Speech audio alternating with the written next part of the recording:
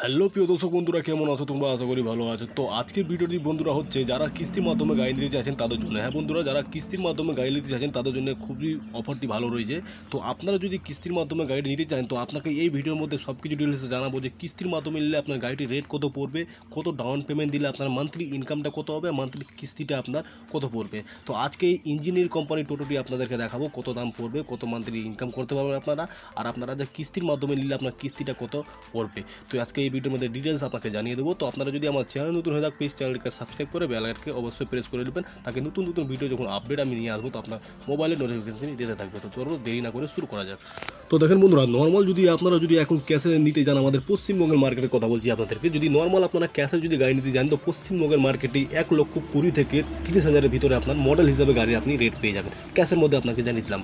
আর এর সঙ্গে যদি আপনারা যখনই আপনারা কিস্তিটা করাতে যাচ্ছেন সেখানকে আপনারা ব্যাংক থেকে যখন আপনাকে লোন করিয়ে দেবে সেই ইন্টারেস্টটা আপনার ব্যাংকের লোক আপনার কাছে কেটে নেবে। সেই ইন্টারেস্টটা আপনার বেশি বাড়বে, কিন্তু আপনার গাড়ির দাম যেটা থাকবে ওটা থেকে 2-3 হাজার টাকা যখন শোরুমওয়ালা আপনার কাছে বেশি নেবে। তার মধ্যে আপনার গাড়ি মডেল হিসাবে যা বললাম আপনার 20 থেকে 30,000-এর ভিতরে আপনার নর্মাল 1 বছরের ব্যাটারি লাগিয়ে আপনি শোরুমে যে কোনো মডেল আপনারা পেয়ে যাবেন। পশ্চিমবঙ্গের মার্কেটের কথা বললাম।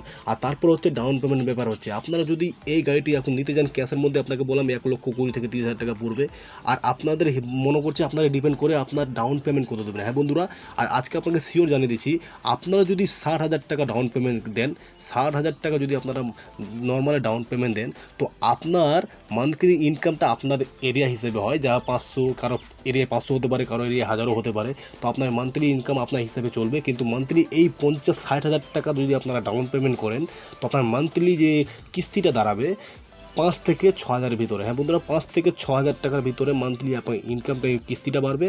আর গাড়িটির যে ইন্টারেস্টটা কাটবে আপনার 20 থেকে 30,000 টাকার মতো ইন্টারেস্টটা কাটবে।